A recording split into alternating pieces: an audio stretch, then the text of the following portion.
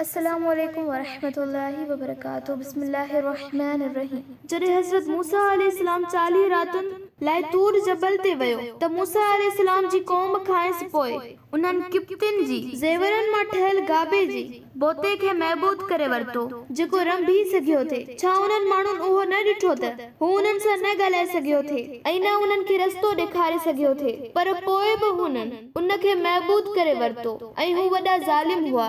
ऐं जॾहिं मूसा जी क़ौम जा माण्हू पंहिंजी नादानीअ ते नादम ऐं पशेमान थिया ऐं ॾिठाऊं त हू वाकई गुमराह थी चुका आहिनि त चवण लॻा त जेकॾहिं असांजे रब असां ते रहम न कयो ऐं असांखे माफ़ न कयो त असीं ज़रूर टोटे यानी नुक़सान वारनि मां थी वेंदासीं। अल्लाह ताला हज़रत मूसा अलैहिस्सलाम खे अॻु में ई बाख़बर कयो हो त सामरीअ संदसि क़ौम खे कहिड़ी तरह गुमराह करे छॾियो आहे।